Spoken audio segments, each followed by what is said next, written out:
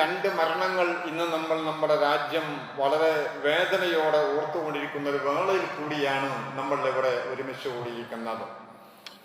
കാരണം ഖുർആൻ പറയുന്നുണ്ടല്ലോ, ബിസ്മില്ലാഹിർ റഹ്മാനിർ റഹീം, ഇന്നക മയ്യിതുൻ വ ഇന്നഹും മയ്യിതൂൻ സുമ്മ ഇന്നകും യൗമൽ ഖിയാമത്തി ഇൻദ റബ്ബികും തഖ്തസിമൂൻ. ഇതിലൊരു സംശയമില്ല. ഇന്നക മയ്യിത്ത്, നബിയെ താങ്കൾ മരിക്കാനുള്ള ആളാണ്. വ ഇന്നഹും മയ്യിത്തുൻ, അവരും മരിക്കാനുള്ളവരാണ്, അവരൊക്കെ മയ്യിത്താണ്. സുമ്മ ഇന്നകും യൗമൽ ഖിയാമത്തി ഇൻദ റബ്ബികും തഖ്തസിമൂൻ. പിന്നെ നിങ്ങൾ അവിടെ വെച്ചുകൊണ്ട് ഖിയാമത്ത് നാളിൽ അവിടെ വെച്ചുകൊണ്ട് തർക്കങ്ങൾ ഉണ്ടാകും. നമ്മളിപ്പോൾ ഇങ്ങനെ യാത്ര തുറന്നു കൊടുക്കുകയാണ്. ഇവിടെ താമസിക്കാനല്ല, നമ്മൾ മറ്റൊരു ലോകത്തേക്ക് പോകാനുള്ള യാത്രയിലാണ് നമ്മളുള്ളത്. ആ യാത്ര നടന്നുകൊണ്ടിരിക്കുകയാണ്. അതിൻ്റെ ഒരു വലിയ അടയാളമാണ് വർഷം എന്ന് പറയുന്നത്. ഓരോ ദിവസവും മാറി മാറി വന്നു. വർഷത്തിൻ്റെ വലിയ പേജുകളാണ് ആയുസിൻ്റെ ഏടുകൾ നമ്മൾ ശക്തമായി മറിച്ചിടുന്നത്. 365 ദിവസമായാൽ ഒരു വർഷമായി എന്നുള്ളതാണ്. വളരെ നിസ്സാര 365 ദിവസം എന്ന് പറയുന്നത്. 52 ആഴ്ചകളുണ്ടായാൽ ഒരു വർഷമായി എന്നുള്ളതാണ്. 8760 മണിക്കൂർ കഴിഞ്ഞാൽ ഒരു മാങ്ങാക്കാലം അല്ലെങ്കിൽ ഒരു ചക്കക്കാലം കഴിഞ്ഞ് ഒരു കശുമാവിൻ്റെ കാലം കഴിഞ്ഞാൽ മറ്റൊരു കശുമാവിൻ്റെ കാലമാവാൻ 8760 മണിക്കൂർ മതി. ഇനിയോ 5,25,600 മിനിറ്റുകളുണ്ടെങ്കിൽ ഈ പറഞ്ഞതുണ്ടായി. ഒരു മഴക്കാലം വന്നു, മറ്റൊരു മഴക്കാലം വരാൻ 5,25,600 മിനിറ്റേ വേണ്ടു. ഇനി അതിന്റെ ചോട്ടിക്ക് പോന്നാലോ സെക്കൻഡുകളാണെങ്കിൽ ഒരു കാലം കഴിഞ്ഞ് മറ്റൊരു കാലം തുടങ്ങാൻ 31,5,36,000 സെക്കൻഡുകളാണ്, കോടികളാണ്. ഇത്രയേ ഉള്ളൂ. എത്ര മറിച്ചാലും അത് അവസാനിക്കും. ഇന്ന് നമ്മൾ 2 വലിയ മരങ്ങളാണ് പടപൊഴി വീണെന്ന് പറയാം. മലയാളികളെ സംബന്ധിച്ചിടത്തോളം, ഇന്ത്യ രാജ്യത്തെ സംബന്ധിച്ചിടത്തോളം ഏറ്റവും വലിയ ഒരു നഷ്ടമുള്ള മരണങ്ങളാണ്. നമുക്കറിയാം, നമ്മുടെ മുൻ പ്രധാനമന്ത്രി 92 വർഷമാണ് ജീവിച്ചത്. 92 വർഷം. 92 വർഷം ജീവിക്കുക എന്നൊരു വലിയ ജീവിതമാണ്. എന്നിട്ടോ എന്നാലും ഇവിടെ നിന്ന് തടിവ് ഇവിടെ നിന്ന് നമ്മൾ പാറണം. 92ഓളം വരുന്ന പേജുകളെ അദ്ദേഹത്തിനുണ്ടായിരുന്നുള്ളൂ. മറിച്ച് വന്ന് 80 കഴിഞ്ഞ് 85ഉം 90ഉമായി 91മായി 92 ഈ പേജുകളൊക്കെ മറിച്ചെത്തിയപ്പോൾ അവസാനിപ്പിക്കേണ്ടി വന്നു. 7 ദിവസം നമ്മുടെ രാജ്യം ദുഃഖാചരണത്തിലാണ്. 2 തവണ 2004 മുതൽ 2014 വരെ 10 വർഷമാണ് കിരീടത്തിന്റെ കൈയവകാശം കയ്യിൽ വെച്ചത്. ഇന്ത്യ രാജ്യത്തിന്റെ ഭരണം സോപാന കേന്ദ്രങ്ങളിൽ 10 വർഷമാണ് പ്രശ്നങ്ങളില്ലാതെ ഇന്ത്യ രാജ്യത്തെ സാമ്പത്തികമായി തകർന്നടിഞ്ഞ, ഇന്ത്യ രാജ്യത്തെ സാമ്പത്തികമായി ഉത്തേജനം നൽകുന്ന രീതിയിലുള്ള പ്രവർത്തനങ്ങൾ നടത്തി ഇന്ത്യയുടെ പ്രധാനമന്ത്രിയായി വിരാജിച്ചത്. പിന്നെയോ ഇന്ത്യയുടെ സാമ്പത്തിക വിപ്ലവാത്മകമായ ചലനം സൃഷ്ടിച്ചൊരു പ്രധാനമന്ത്രിയാണ്. 92 വർഷമാണ് ജീവിച്ചത്. അന്ത്യം ഡൽഹിയിൽ വെച്ചുകൊണ്ട്, എയിംസിൽ വെച്ചുകൊണ്ട് ശ്വാസോച്ഛ്വാസമായ സംബന്ധമായ രോഗങ്ങളാണ്. എന്തെങ്കിലും രോഗങ്ങൾ ഉണ്ടാവും. എത്ര കാലം വന്നാലും, എത്ര പതിറ്റാണ്ടുകൾ മാറി വന്നാലും അവസാനം ഇന്നക മയ്യിത്തുൻ വ ഇന്നഹും മയ്യിതൂൻ. നമ്മുടെ രാജ്യം 2008 വലിയ സാമ്പത്തിക മാന്ദ്യം അനുഭവിച്ചുകൊണ്ടിരിക്കുകയായിരുന്നു. അന്ന് മറ്റുള്ള രാജ്യങ്ങളെക്കാളേറെ അതിനെ മറികടക്കാൻ മാത്രമുള്ള തന്നെയാണ് ഞാൻ ചെറു പ്രധാനമന്ത്രിയാണ് നമ്മളോട് ഇവിടെ പറഞ്ഞത്. ഇന്ത്യ രാജ്യത്തിന്റെ പ്രധാനമന്ത്രിയാണ്. G20 രാജ്യങ്ങളുടെ സമ്മേളനത്തിൽ വെച്ച് അമേരിക്ക പോലും ആശ്ലേഷിച്ചത് 92ാമത്തെ വയസ്സിൽ മരണപ്പെട്ട സാക്ഷാൽ നമ്മുടെ പ്രധാനമന്ത്രിയെയാണ്. അത്ര വലിയ ശക്തനായ പ്രധാനമന്ത്രിയാണ്. തലക്കനമില്ലെങ്കിലും തലപ്പാവുള്ള പ്രധാനമന്ത്രിയായിരുന്നു. തലക്കനം തീരെ തൊട്ടി തീണ്ടാത്ത മനുഷ്യനായിരുന്നു. എന്നും സ്മരിക്കപ്പെടുന്ന സാമ്പത്തിക മേഖലകളിൽ ഇന്ത്യയെ പിടിച്ചു ഉയർത്തി എന്നുള്ള ഖ്യാതി ഏതെങ്കിലും ഒരു പ്രധാനമന്ത്രിക്കുണ്ടെങ്കിൽ അത് ഈ 92ാമത്തെ വയസ്സിൽ മരണപ്പെട്ട ഇന്ത്യയുടെ പ്രധാനമന്ത്രിക്കുള്ളതാണ്. അദ്ദേഹത്തിന് പ്രത്യേകമായി ഒരു വിഷയമില്ല. ഒച്ചപ്പാടുകൾക്ക് പകരം കാഴ്ചപ്പാടുകൾ പകർന്നൊരു മനുഷ്യനായിരുന്നു ഈയിടെ മരണപ്പെട്ട നമ്മുടെ മുൻ പ്രധാനമന്ത്രി. തന്നെയുമല്ല, അദ്ദേഹം ഒരു അധ്യാപകന ജീവിതം നയിച്ചിരുന്ന ഒരു മനുഷ്യനാണ്, അധ്യാപകനായി ജീവിച്ച മനുഷ്യനാണ്. എപ്പോഴും അധ്യാപനത്തെ ഏറ്റവും ഇഷ്ടപ്പെടുന്ന ആളാണ്. അദ്ദേഹം പഞ്ചാബ് സർവകലാശാലയിലൊക്കെ അധ്യാപകനായിരുന്നു. ഇപ്പോഴും ഒരു അധ്യാപകനാവാനാണ് എനിക്ക് താല്പര്യം എന്ന് പറഞ്ഞു രാഷ്ട്രീയത്തിൽ ശക്തമായ ഒച്ചപ്പാടുകളില്ലാതെ 33 വർഷക്കാലം എവിടെയും മത്സരിച്ച് സ്ഥാനാർത്ഥിയായി ആളുകളെ കണ്ട് ആവേശം കൊണ്ട് പടക്കം പൊട്ടിച്ച് ഇങ്ങനെ വന്ന മനുഷ്യനല്ല. ശാന്തമായി വന്ന് 5 തവണയും ആസാമിൽ നിന്ന് രാജ്യസഭയിലേക്ക് വന്ന് പ്രധാനമന്ത്രി പദം അലങ്കരിച്ച മനുഷ്യനാണ് ഇവിടെ പറഞ്ഞത്. ഓരോ ദിനങ്ങളും കഴിഞ്ഞു പോകുമ്പോൾ, ഓരോ ദിവസങ്ങളും ഇങ്ങനെ കഴിഞ്ഞു പോകുമ്പോൾ എല്ലാവർക്കും ഇത് സംഭവിക്കുക തന്നെ ചെയ്യും. അത് 15 കൊല്ലം പ്രധാനമന്ത്രിയായാലും എത്ര കാലം രാജ്യം ഭരിച്ചാലും അവർക്കൊക്കെയും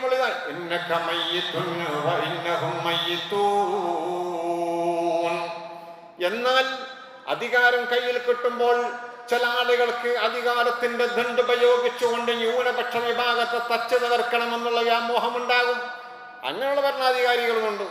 പക്ഷേ എനിക്ക് വിശാലമായ വിശാലമായ കസാലയിൽ ഒരു ചെറിയ മനുഷ്യനെയാണ് ഞാൻ കാണുന്നത് എന്ന് പറഞ്ഞ ഈ പ്രധാനമന്ത്രി കസാല വിശാലമാണ്. പക്ഷെ അതിൽ ഇരുത്തിയത് എന്നെ പോലെയുള്ളൊരു ചെറിയ മനുഷ്യനെയാണ് എന്ന് പറഞ്ഞ് പ്രധാനമന്ത്രി പദം അലങ്കരിച്ചിട്ട് പോലും ചെറുതാവാൻ താല്പര്യം കാണിച്ച പ്രധാനമന്ത്രി. ഇതൊക്കെ ആ മനുഷ്യനെ കുറിച്ച് പറയാനുള്ളതാണ്. എന്തായിരുന്നാലും എല്ലാം മഹാനായ നബി സല്ലല്ലാഹു അലൈഹി വസല്ലം തങ്ങൾ പറഞ്ഞില്ലേ, മഹാനായ നബി സല്ലല്ലാഹു അലൈഹി വസല്ലം തങ്ങളുടെ ഈ വിഷയവുമായി ബന്ധപ്പെട്ട് 4 കാര്യങ്ങളെ കൊണ്ട് ചോദിക്കും അല്ലാഹു തആല. എന്താണെന്നറിയോ? നിന്റെ ആയുസ് നീ എന്തിലാണ് ചെലവഴിച്ചത് എന്നാണ് ചോദിക്കുന്നത്. നോക്കൂ നിങ്ങൾ, ഈ ഒരു ആയുസിന്റെ ഏട് നമ്മളിൽ നിന്ന് മറിക്കപ്പെടുമ്പോൾ എത്ര ആളുകളാണ് എത്രയോ ലോകം കീഴടക്കേണ്ട ആളുകൾ ഈ വർഷം ജനിച്ചിട്ടുണ്ടാവും. നമുക്കതറിയില്ല എന്നുള്ളതാണ്. ഇപ്പൊ ഈ പറയപ്പെട്ട ആളുകളൊക്കെ ജനിച്ചപ്പോ അന്ന് ആർക്കും അറിയാം 92 വർഷം മുമ്പ് ഈ പ്രധാനമന്ത്രി ജനിക്കുമ്പോ ഇത് ഇങ്ങനെ ആളാണെന്ന് അറിഞ്ഞൂടാ എന്നതുപോലെ പല പ്രമുഖന്മാരും ഈ 1-2 വർഷങ്ങളിലൊക്കെ ജന്മം കൊണ്ടിട്ടുണ്ടാവണം. എത്ര ആളുകളാണ് ഒരു വർഷത്തിൽ മരണപ്പെട്ടു പോയി എന്ന് പറഞ്ഞാൽ പ്രധാനമന്ത്രിയുടെ കാര്യം പറഞ്ഞതുപോലെ തന്നെ മലയാളികൾക്കൊന്നും മറക്കാൻ കഴിയാത്ത മലയാളത്തിന്റെ ഇതിഹാസമായിരുന്ന MT എന്നുള്ള 2 അക്ഷരങ്ങളിലൂടെ മലയാളികളോട് സംസാരിച്ച വലിയ മനുഷ്യനാണ്. മലയാള സാഹിത്യത്തിലെ കുലപതിയാണ്. രാജ്യം 2 ദിവസം ദുഃഖാചരണത്തിലാണ്. ഇന്ത്യ രാജ്യം 7 ദിവസം ദുഃഖാചരണത്തിലാണ്. എന്താ കാര്യം? ഈ 2 വ്യക്തിത്വങ്ങൾ അഥവാ ഇന്നും നാളെയുമൊക്കെയായി ദുഃഖാചരണം നടക്കുകയാണ്. അദ്ദേഹം എന്താണ് വിഷയം? എല്ലാമാണ്. കഥാകൃത്താണോ? അങ്ങനെയാണ്. നോവലിസ്റ്റാണോ? അങ്ങനെയാണ്. പത്രപ്രവർത്തകനാണെങ്കിൽ അങ്ങനെയാണ്. പത്രാധിപനാണ്, തിരക്കഥാകൃത്താണ്, സംവിധായകനാണ്, നിർമ്മാതാവാണ്, ലേഖകനാണ്, ഗാനരചയിതാവാണ്, നടനാണ്, ബാലസാഹിത്യകാരനാണ്, അധ്യാപകനാണ്, സംഘാടകനാണ്, ജ്ഞാനപീഠ ജേതാവാണ്. എല്ലാം കഴിഞ്ഞു. എത്ര വയസ്സ്? 91 വയസ്സ് വരെയാ ജീവിച്ചത്. അവരോടും പറയാനുള്ളത് എത്ര പതിറ്റാണ്ടുകൾ ജീവിച്ചാലും, എത്ര പതിറ്റാണ്ട് കഴിഞ്ഞാലും, എത്ര വലിയ സ്വഭാവങ്ങളുടെ വിരാജിച്ചാലും, എത്ര വലിയ ജ്ഞാനപീഠത്തിന് ഉടമസ്ഥനായാലും, രാജ്യം എത്ര ആദരിച്ചാലും അവരൊക്കെ പോകാനുള്ളതാണെന്നാണ്. ആയുസിന്റെ ഏടിൽ നിന്ന് ഒരു ഏട് കൂടി നമുക്കും മറിക്കപ്പെടുകയാണ്. നമ്മളും ഒരു 80-ാമത്തെ വയസ്സിൽ, അല്ലെങ്കിൽ 60-ാമത്തെ വയസ്സിൽ, അല്ലെങ്കിൽ 50-ാമത്തെ വയസ്സിൽ നമ്മുടെ പേജ്, ഈ ആയുസിന്റെ പുസ്തകത്തിന്റെ പേജ് എത്രയാണോ ഉള്ളത് നമ്മളത് കയ്യിൽ വെച്ചു കൊടുക്കാൻ, പാസ്പോർട്ട് കയ്യിൽ വെച്ചു കൊടുക്കുന്നില്ലേ? എന്നതുപോലെ പാസ്പോർട്ട് കയ്യിൽ വെച്ച് നമ്മുടെ പുസ്തകം നമ്മളും പരിശോധിക്കാറുണ്ട്. പക്ഷെ നമ്മൾ നോക്കാത്തൊരു പുസ്തകമാണിത്, നമ്മൾ കാണാത്തൊരു പുസ്തകമാണിത്. മറിച്ചു നമ്മളത് 3 വർഷമായി ഞാനിവിടെ പ്രസംഗിച്ചുകൊണ്ടിരിക്കുകയാണ്. ഓരോ വർഷവും മറിച്ചില്ലേ? എവിടെയാണ് നമ്മുടെ പേജ് തീരുന്നത് എന്നറിയില്ല എന്നതാണ് വലിയ സത്യം. നമ്മൾ 2-3 ദിവസം ആഴ്ചകളായി മരണവുമായി ബന്ധപ്പെട്ട കാര്യങ്ങൾ പറഞ്ഞു. മഹാനായ സയ്യിദ് ബാഫഖി ഖുദ്ദിസ സിർറുഹു, ആ മഹാനായ ബാഫഖി തങ്ങൾ പറഞ്ഞിരുന്നു, മക്കളെ പൊതുദർശനത്തിന് എന്ന് വെക്കരുതേ, അതെനിക്ക് താല്പര്യമില്ല. മക്കൾ പറഞ്ഞു, അതിനെനിക്ക് കഴിയൂല ഉപ്പ, നിങ്ങളെ മുഖം കാണിച്ചു കൊടുക്കാൻ കഴിയില്ല. അവസാനം ഞാൻ പിന്നെ അങ്ങോട്ട് പോയിക്കോളാം. മദീന മക്കയിലേക്കാ പോയത്, നമ്മൾ സൂചിപ്പിച്ചത്. എന്നതുപോലെ ഈ 91 വയസ്സ് ജീവിച്ച മലയാളത്തിന്റെ ഇതിഹാസ കുലപതിയായ ഈ സാഹിത്യത്തിലെ കുലപതിയായ ഈ മനുഷ്യൻ പറഞ്ഞു, എന്നെ പൊതുദർശനത്തിന് വെക്കരുത്. നോക്കൂ നിങ്ങൾ, എന്നെ പൊതുദർശനത്തിന് വെക്കാൻ പാടില്ല, റീത്തും കൊണ്ട് എൻ്റെ അടുത്തേക്ക് വരാൻ പാടില്ല. പക്ഷേ മുഖ്യമന്ത്രിയും ഗോവ ഗവർണറും ബിഷപ്പും അവിടെ റീത്ത് സമർപ്പിച്ചു എന്നുള്ളത് നമ്മൾ കണ്ടു. ഇതിനെ കഴിയൂ, അല്ലാതെ കഴിയൂല. മക്കളോടും ഭാര്യയോടുമുള്ള വസിയത്താണ് ഇതൊന്നും ചെയ്യരുത് എന്നും. പിന്നെയോ മരണാനന്തര ബഹുമതികൾ എനിക്ക് വേണ്ടെന്ന് പറഞ്ഞ് വസീത് ചെയ്ത് എഴുതി വെച്ച മനുഷ്യനാണ് 91 വയസ്സിൽ ഈ മരണപ്പെട്ട സാക്ഷാൽ MT എന്ന് പറയുന്ന മലയാളികളുടെ ഭാഷ മലയെഴുത്തിലൂടെ മലയാളികളോട് സംവദിച്ച ഈ വലിയ അധികാരനായ ഈ മനുഷ്യൻ. നോക്കൂ നിങ്ങൾ, പ്രതിമയുണ്ടാക്കുന്ന വൈക്കം മുഹമ്മദ് ബഷീർ എന്ന് പറഞ്ഞ എഴുത്തുകാരൻ പറഞ്ഞു, എനിക്ക് നിങ്ങൾ 13 ഉണ്ടാക്കാൻ പാടില്ല, കാരണം അത് കാക്കകൾക്ക് കാഷ്ടിക്കാനുള്ളതാണ്. ഇങ്ങനെയൊക്കെ പറഞ്ഞു പോരെല്ലാം പോയി, അവരെല്ലാം നമ്മോട് ഇവിടെ പറഞ്ഞു പോയി. ഇത്രയോ ആളുകൾ ഓരോ ദിവസവും മരണപ്പെട്ടുകൊണ്ടിരിക്കുകയാണ്. മഹാനായ നബി സല്ലല്ലാഹു അലൈഹി വസല്ലമ തങ്ങളുടെ ഇഷ്ടപ്പെട്ട ത്വാനാണ് ഇബ്നു ഉമർ റളിയല്ലാഹു അൻഹു അഖദ റസൂലുള്ളാഹി സല്ലല്ലാഹു അലൈഹി വസല്ലം ബിമൻകിബയ്യ, എൻ്റെ ചുമലിൽ പുണ്യ നബി മുഹമ്മദ് മുസ്തഫ അല്ലാഹു റസൂലിന്റെ ചുമലിൽ പിടിച്ചിട്ട് പറഞ്ഞു. എന്നിട്ട് പറഞ്ഞു, വഖാല കുൻ ഫി ദുനിയ കഅന്നക ഗരീബ്, പിന്നെ മോനെ നീ ദുനിയാവിൽ വിദേശിയെ പോലെ ജീവിച്ചോ, നീ ഇവിടെ താമസിക്കാൻ വന്നവനല്ല.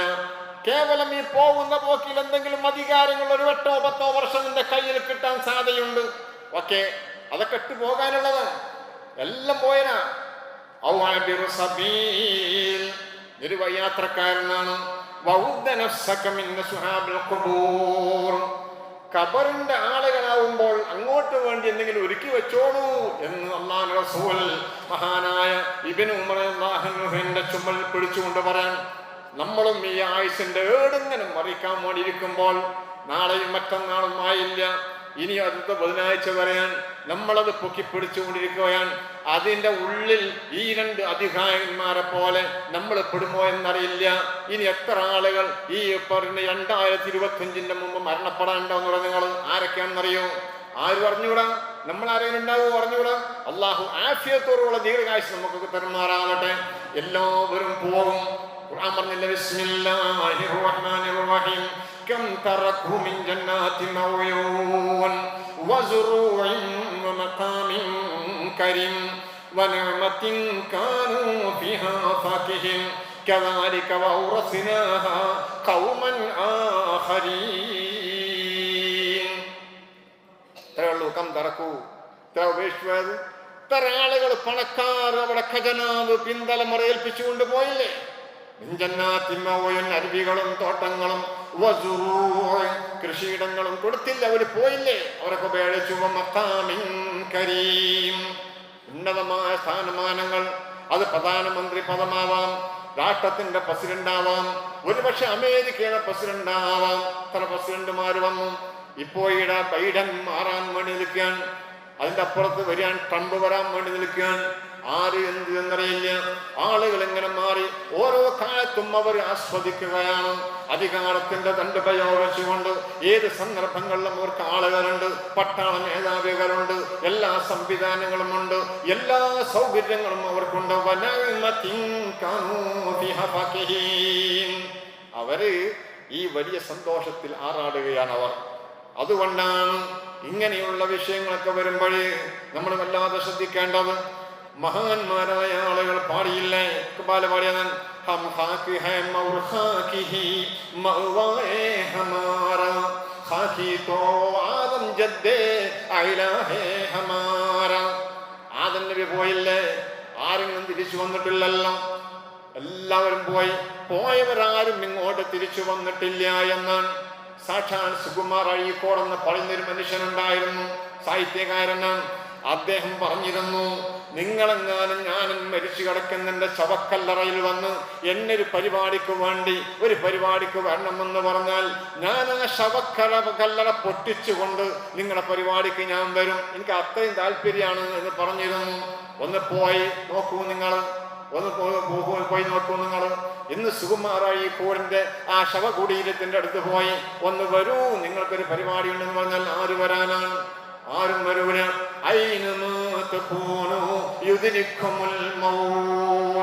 സാഹിത്യത്തിന്റെ കുലപതിയാണെങ്കിലും രാജ്യത്തിന് സാമ്പത്തിക മേഖലയിൽ വലിയ ഉന്നതങ്ങളിലേക്ക് എത്തിച്ച മഹിൾ വ്യക്തിത്വത്തിനുടമയാണെങ്കിലും ഒരു നിശ്ചിതമായ ഏടുണ്ട്. ആയുസിന്റെ ഏടിൽ അത് മറിക്കപ്പെട്ടാൽ പിന്നീട് അവർക്ക് ഇവിടുന്ന് വിട്ടുപോകേണ്ടവരാണ്. അതുകൊണ്ട് ആദം നബി തൊട്ട് വരാനും ഇങ്ങോട്ട് വന്നില്ല. ഒന്ന് ലിമൻ മലക്കത് ദുനിയാ സീനതഹാ ഹൽവാഹ മിൻഹാ ബിഗൈരിൽ ഖുത്നി വൽ കഫനി. ആരെ കൊണ്ടുപോയത്? പ്രധാനമന്ത്രിയാവാം. ഒരൊറ്റ പട്ടാളക്കാരനും കൂടെ പോവില്ല. ഇനി ഒറ്റക്കാ പോണത്. ഒറ്റക്ക് വന്നവർ ഒറ്റക്ക് പോവുകയാണ്. പക്ഷേ ചില അടയാളപ്പെടുത്തലുകൾ അവർ നടക്കുകയാണ്. നമ്മളും ഇങ്ങനെ ചില അടയാളപ്പെടുത്തലുകൾ നടക്കണം. നമ്മൾ മരണപ്പെട്ടാലും നമ്മൾ അടയാളപ്പെടുത്തലുകൾ വേണം. അതൊന്നും ആര് മക്കൾ തന്നെയാണ്. നമ്മളെ മക്കൾ നമ്മുടെ അടയാളമാണ്. നമ്മൾ മരണപ്പെട്ടാലും തലമുറകൾ അതിലൂടെ വരാൻ. ഈ ഒരു ആയുസിന്റെ വീട് മറിക്കുന്ന ഈ വേളയിൽ ഈ കാര്യം വളരെ ശ്രദ്ധയോടെ നമ്മൾ ശ്രദ്ധിക്കേണ്ട അത്യാവശ്യമാണ്. ദുനിയാവിന് പ്രാമുഖ്യം കൊടുക്കാതെ ആഖിറത്തിന് പ്രാമുഖ്യം കൊടുക്കുമ്പോൾ നമ്മുടെ ഈ ആയുസ് ഓരോന്നോരോന്ന് ഒരു 365 ദിവസം കഴിയുമ്പോൾ, ഒരു 52 ആഴ്ച കഴിയുമ്പോൾ, വീണ്ടും അങ്ങനെ വരുമ്പോൾ അങ്ങനെ ആയുസ് ഇങ്ങനെ നീണ്ടു പോവുകയാണ്. ഇങ്ങനെ പോകുമ്പോൾ വല്ലവനും അധർമ്മകാരിയായാൽ നിങ്ങൾ ഇവിടെ ഇങ്ങനെ പോകുമ്പോൾ എത്രയുള്ളൂന്നറിയോ? കന്നുകാലികളൊക്കെ ഇങ്ങനെ കൊണ്ടുപോകുമ്പോൾ, കന്നുകാലികൾ ഇങ്ങനെ വണ്ടി വലിച്ചു കൊണ്ടുപോകുമ്പോൾ ഒരു പച്ചപ്പ് കാണുമ്പോൾ ആ പച്ചപ്പിന് ഒരു കടിയുണ്ട്. സാധാരണ മുഖം മൂടിയിട്ടാണ് കന്നുകാലിയെ കൊണ്ടുപോകുക. പച്ചപ്പ് കണ്ടാൽ അത് കടിക്കുമെന്നറിയാം. അപ്പൊ യാത്ര കുറച്ച് സാവകാശമായി പോവും. അപ്പൊ അതുകൊണ്ട് മുഖം അവരെ വായൊക്കെ എന്ത് ചെയ്യും? വല കൊണ്ട് കെട്ടിയിട്ടാ പോവുക. എന്തിനറിയോ? ഇതിനു വേണ്ടിയാണ്. ഇങ്ങനെയുള്ള യാത്രക്കടയിൽ ഒരു പച്ചപ്പുല്ല് കടിക്കുന്നതിന് സമാനമാണ്. അതിന് സമാനമാണ് നമ്മളുടെ ഇവിടെയുള്ള നമ്മുടെ കൈവശമുള്ള വികാരത്തിന്റെ ചങ്കോൽ, നമ്മുടെ കൈവശമുള്ള വലിയ സെൽഫിന്റെ താക്കോൽ. അത് കുറച്ച് സമയത്തേക്ക് മാത്രമുള്ളതാണ്.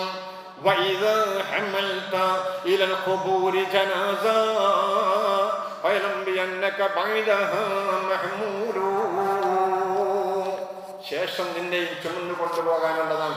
ഇതൊക്കെ നമുക്ക് പഠിപ്പിച്ചു തരികയാണ്. അതുകൊണ്ട് എൻ്റെ പ്രിയപ്പെട്ടവരോട് ഞാൻ സൂചിപ്പിക്കുന്നത്, ഇങ്ങനെ വരുമ്പോൾ, ഇങ്ങനെയുള്ള ഓരോ വർഷങ്ങളും മാറി മാറി വരുമ്പോൾ നമ്മൾ സന്തോഷിക്കുകയല്ലല്ലോ ചെയ്യേണ്ടത്. കൈഫ യഫ്റഹു മിൻ യൗമിഹി യഹ്ദിമു ശഹർ. എങ്ങനെ സന്തോഷിക്കും? എങ്ങനെ സന്തോഷിക്കുക? വശഹറുഹു യഹ്ദിമു സനാ വസനതൻ തഹ്ദിമു ഉംറ. 39 വയസ്സായി എനിക്ക് എന്ന് വെച്ചാൽ 40-ാമത്താകുമ്പോ എനിക്കൊരു വർഷം കിട്ടിയല്ലോ എന്ന് പറഞ്ഞ് ആഘോഷിക്കലല്ല. പിന്നെന്താ വേണ്ടതെന്നറിയോ? എന്താ വേണ്ടത്? ഓരോ വർഷം കഴിയുമ്പോഴും അവൻ യഹ്ദിമു ശഹറ വശഹറു യഹ്ദിമു സനാ. ഒരു വർഷം കഴിയുമ്പോൾ എൻ്റെ 60 വയസ്സ് വരെയുള്ള എൻ്റെ പേജുള്ള പുസ്തകത്തിൽ നിന്ന് ഒരു പേജും മറിക്കുകയാണ്. നിന്റെ ആയുസ് കുറയുകയാണ്, കൂടുകയല്ല എന്നാണ്. നിനക്ക് നിശ്ചയിക്കപ്പെട്ട ആയുസ് അവിടെ എത്തുന്നതിന്റെ മുമ്പ് ഈ കാര്യങ്ങൾ ഇങ്ങനെ ഓരോ വർഷം വരുമ്പോൾ നമ്മൾ ഇങ്ങനെ ആഘോഷിക്കുകയാണ്. ആഘോഷിക്കലല്ല. നമ്മൾ അല്ലാഹുവിനോട് തഖബ്ബലല്ലാഹു മിന്നാ വ മിൻകും എന്ന് പറയലാണ്. ഇതുവരെ ചെയ്തൊക്കെ അല്ലാഹ് കബൂലാക്കട്ടെ എന്ന് പ്രാർത്ഥിക്കലാണ്. ഇനി വരാനുള്ളത് നല്ല രീതിയിലാവട്ടെ എന്ന് അല്ലാഹുവിനോട് ദുആ ചെയ്യലാണ്. ഈ ഒരു പണിയാണ് നമ്മൾ ചെയ്യേണ്ടത്. ഇളാത്തുൽ വഖതി അശദ്ദു മിനൽ മൗത്ത്. സമയം ദുരുപയോഗം ചെയ്യുകയാണ്. അത് മരണത്തേക്കാൾ വലുതാണ്. കാരണം എന്താ പറയുക?